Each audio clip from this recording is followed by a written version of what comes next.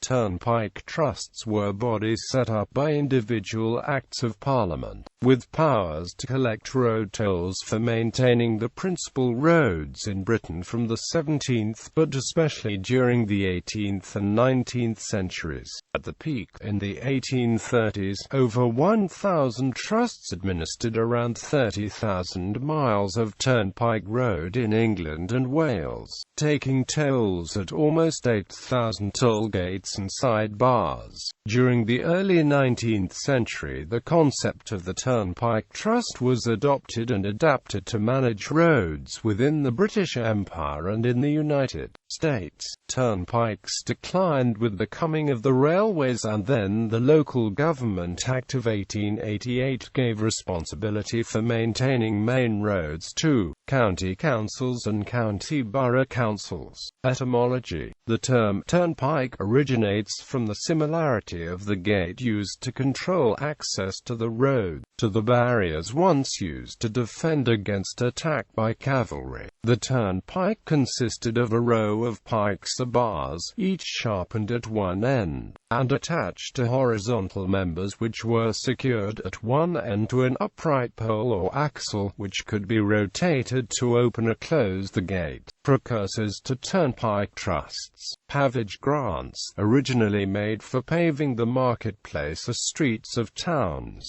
began also to be used for maintaining some roads between towns in the 14th century. These grants were made by letters patent, almost invariably for a limited term, presumably the time likely to be required to pay for the required works. Tudor statutes had placed responsibility on each parish to maintain all its roads. This arrangement was adequate for roads that the parishioners used themselves but proved unsatisfactory for the principal highways that were used by long-distance travelers and wagoners. During the late 17th century, the piecemeal approach to road maintenance caused acute problems on the main routes into London. As trade increased, the growing numbers of heavy carts and carriages led to serious deterioration in the state of these roads, and this could not be remedied by the use of parish statute labour. A parliamentary bill, presented in 1621 halves, proposed to relieve the parishes responsible for part of the Great North Road by imposing a scale of tolls on various sorts of traffic. The revenue from the tolls was to be employed in repairing the road. However, the bill was defeated. During the following 40 years, the idea of making travellers contribute to the repair of roads was raised on several occasions. Many parishes continued to struggle to find funds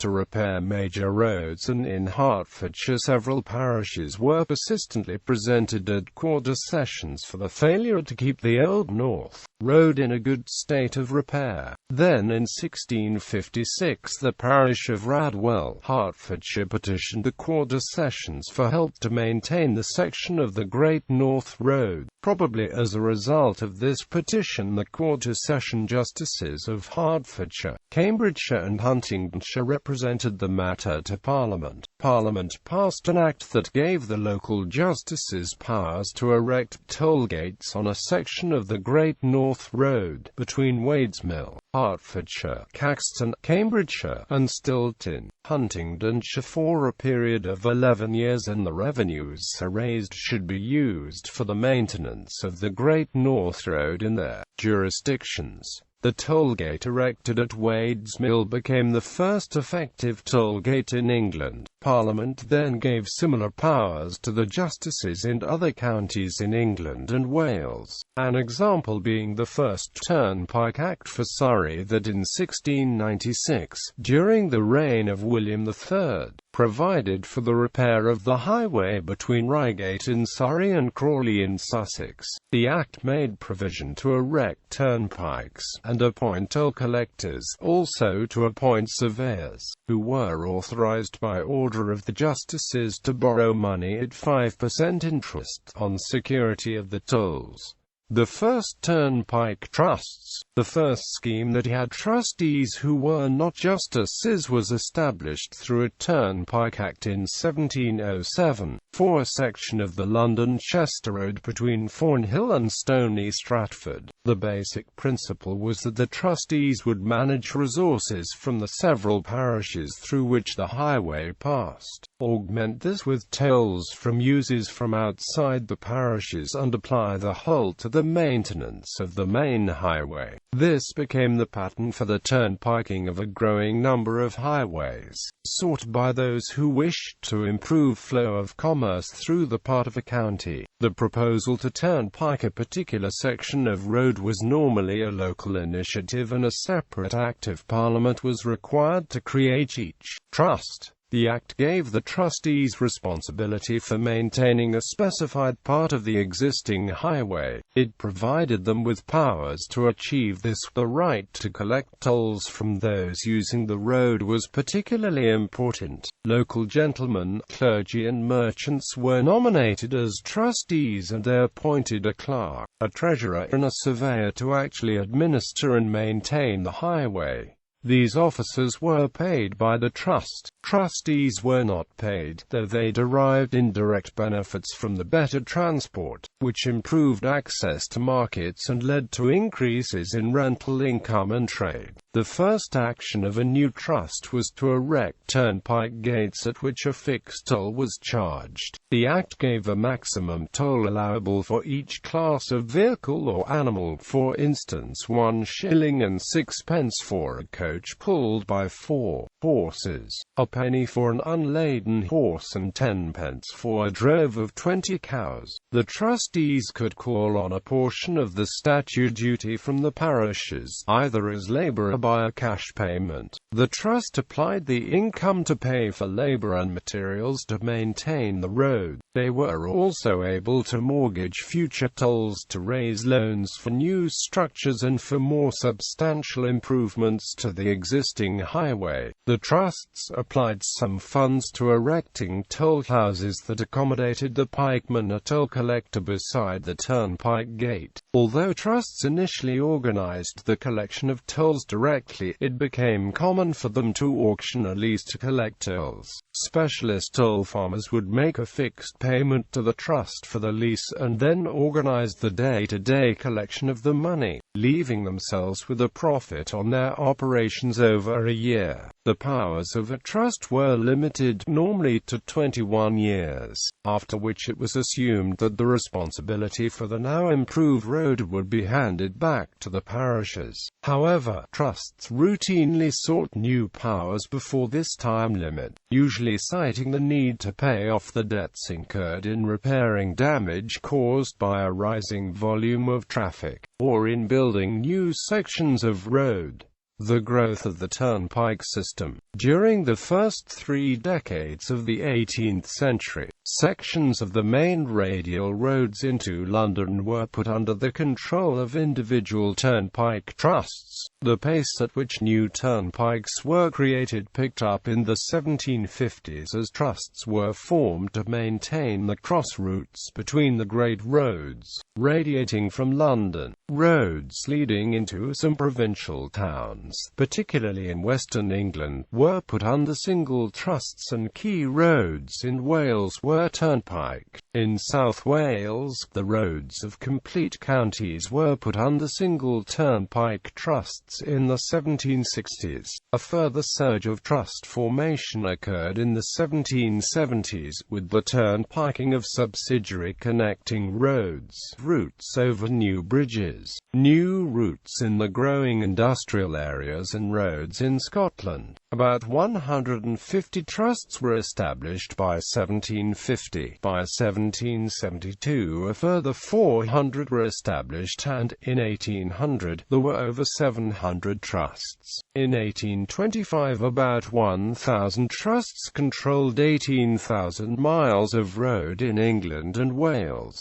The acts for these new trusts and the renewal acts for the earlier trusts incorporated a growing list of powers and responsibilities responsibilities. For the 1750s, acts required trusts to erect milestones indicating the distance between the main towns on the road. Users of the road were obliged to follow what were to become rules of the road, such as driving on the left and not damaging the road surface. Trusts could take additional tolls during the summer to pay for watering the road in order to lay the dust thrown up by fast-moving vehicles. Parliament also passed a few general Turnpike Acts dealing with the administration of the trusts and restrictions on the width of wheels. Narrow wheels were said to cause a disproportionate amount of damage to the road. The rate at which new trusts were created slowed in the early 19th century, but the existing trusts were making major investments in highway improvement. The government had been directly involved in the building of military roads in Scotland following a rebellion in 1745. But the first national initiative was a scheme to aid communications with Ireland. Between 1815 and 1826, Thomas Telford undertook a major reorganisation of the existing trusts along the London to Holyhead Road, and the construction of large sections of new road to avoid hindrances, particularly in North Wales.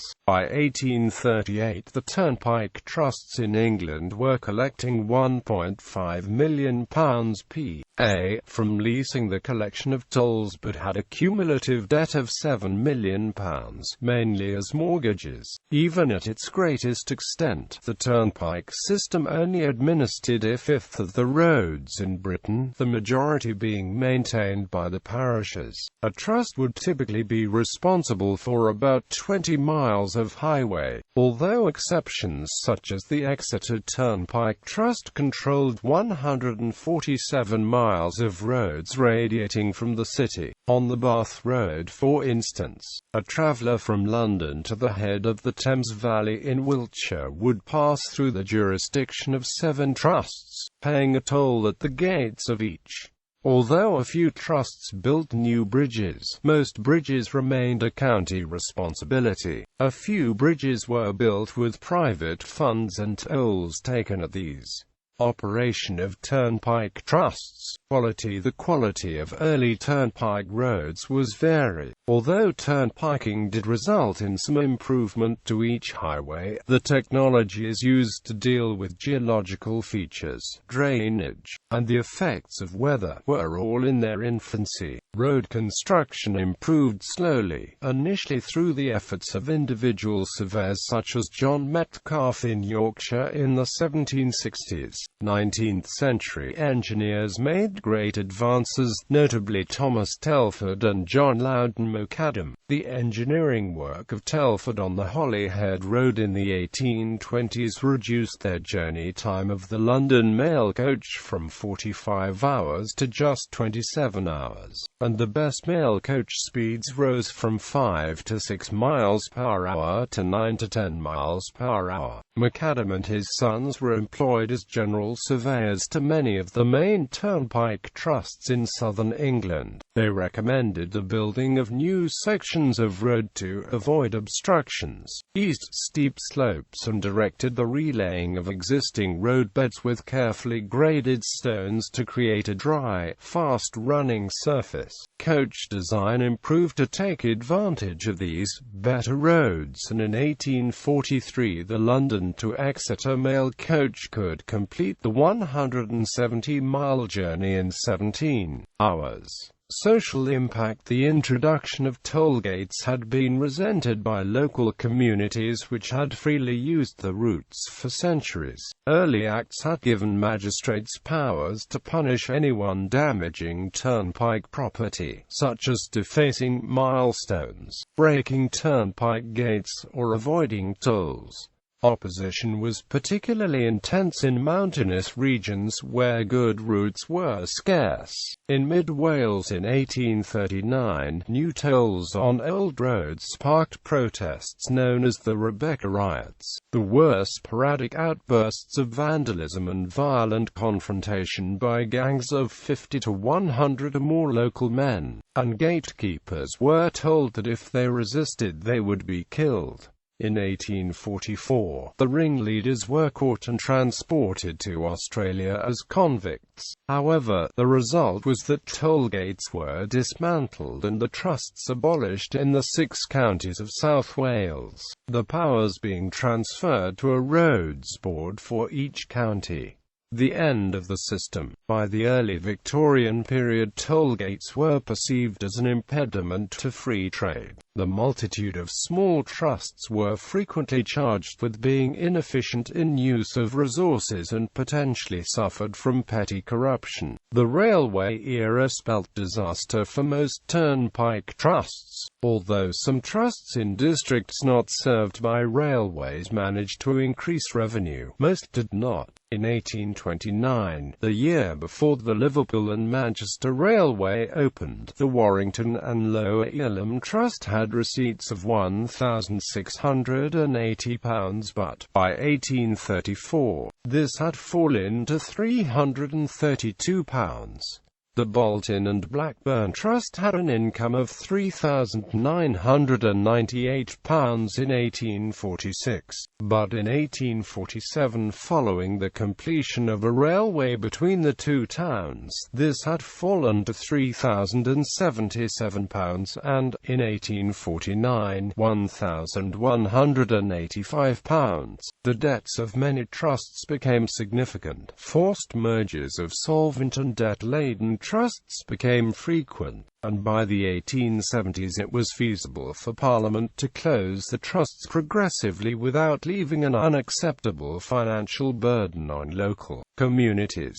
From 1871, all applications for renewal were sent to a Turnpike Trust Commission. This arranged for existing acts to continue, but with the objective of discharging the debt, and returning the roads to local administration, which was by then by highway boards. The Local Government Act of 1888 gave responsibility for maintaining main roads to county councils and county borough councils. When a trust was ended, there were often great celebrations as the gates were thrown open. The assets of the trust, such as toll houses, gates and sections of surplus land beside the road, were auctioned off to reduce the debt, and mortgagees were paid at whatever rate in the pound the funds would allow. The legacy of the Turnpike Trust is the network of roads that still form the framework of the main road system in Britain. In addition, many roadside features such as milestones and toll houses have survived, despite no longer having any function in the modern road management system. Gallery.